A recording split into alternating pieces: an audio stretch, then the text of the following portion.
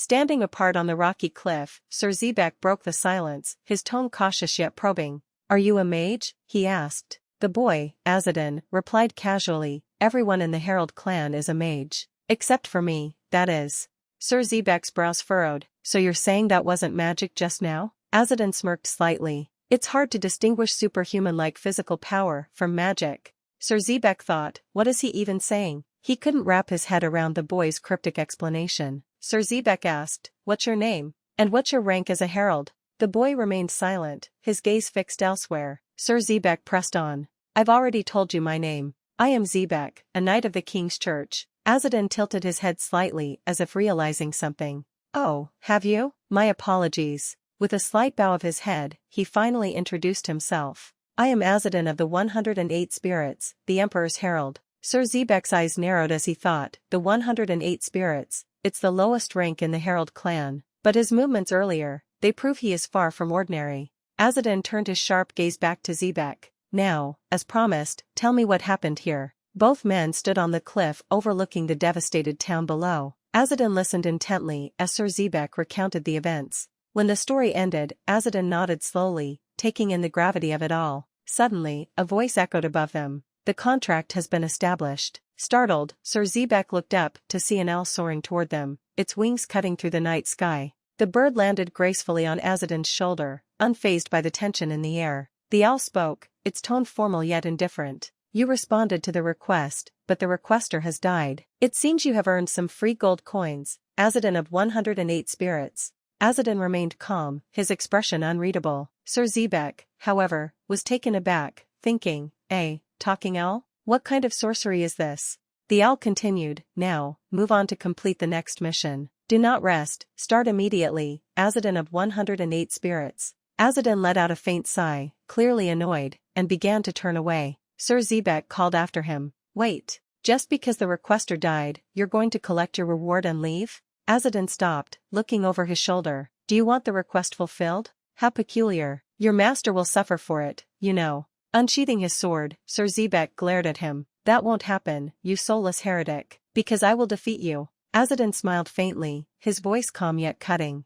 "To think you'd raise your blade against me with a sword that remained silent before true injustice. How tragic, even for you." Sir Zebec's grip on his sword tightened as anger flared within him. Azadin added, "Are you angry? At me? Or at yourself, for turning your back on injustice?" Images of the atrocities he'd witnessed flashed through Sir Zebec's mind. He clenched his teeth, shouting, "What do you know?" Azadin's gaze softened, almost pitying. Sir Zebec asked, "Why bring this up now? What do you want to prove?" Azadin added, "Humans may see the same thing, but they feel it differently. To some, a figure might appear as the hero of a myth, while to others, he's just a faint, flickering light in the darkness." He walked past Zebec, toward the lifeless bodies of Safia and her fiancé. "Just as the sight of their suffering appears different to you compared to the other soldiers who stood by." Sir Zebec lowered his sword, his resolve wavering.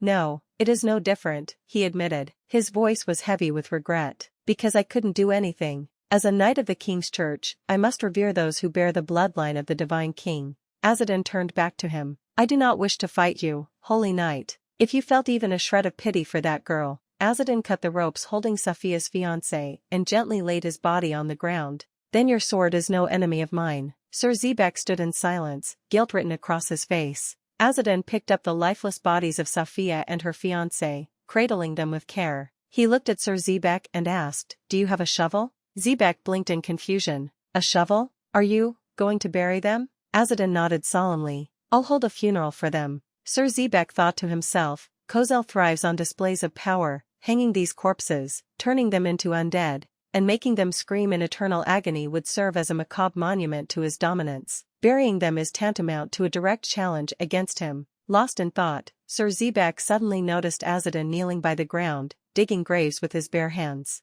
Dirt covered his fingers, but his focus was unyielding. Sir Zebec couldn't contain himself any longer. He let out a quiet sigh, placed his sword down, and joined in, using his hands to dig beside him. After the graves were dug, Azadin clasped his hands together and began to pray. His voice was steady yet somber. "O Archangel of wisdom, courage, and mercy, have mercy on their souls." Sir Zebec froze, utterly taken aback. "A man of the Herald Clan, using the prayer of the rescuer's order?" he asked, his tone filled with disbelief. Azadin seemed surprised by the question, but chuckled softly. I like their ideology, he replied casually, brushing dirt off his hands. Sir Zebec's mind raced. What a reckless and audacious man. To abandon the fate of his bloodline and align himself with the faith of heresy, truly brazen. Azadin's expression grew serious as he looked at the freshly dug graves. If I don't uphold what I believe is right, then my birth has no meaning. Curiosity gnawed at Sir Zebec, and he asked, what do you like about the Rescuer's order? Before Azadin could answer, he suddenly turned his head sharply. His movements were swift as he reached for his bow. From that direction, he said, his eyes narrowing. An individual you seem to revere is approaching. Sir Zebec followed Azadin's gaze and felt a cold chill. It was the young master, riding toward them on horseback with a group of soldiers in tow. The young master sneered, his voice laced with mockery. Well, look at you. Did you take a liking to that pathetic farmer woman? You should have said something. I would have let you keep her, Sir Zebec. Azadin's grip on his bow tightened as the young master's piercing gaze shifted to him. And who the hell is this bastard? The young master asked, his tone filled with venom. Azadin answered with action. He released his arrow, and it sliced through the air with unerring precision, striking a soldier at the rear straight in the eye. The man crumpled to the ground. Panic rippled through the soldiers. Sir Zebec stood frozen in awe. He hit the farthest soldier, in these conditions? Azadin fired another arrow.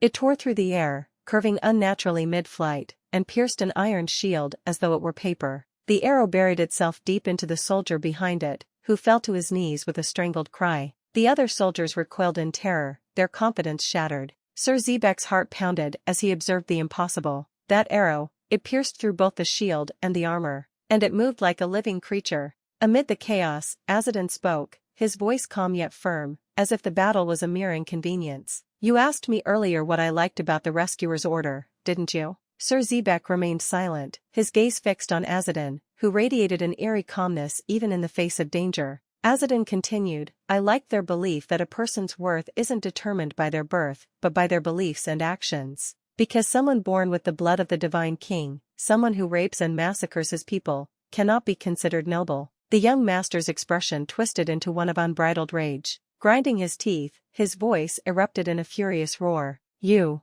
son of a bitch.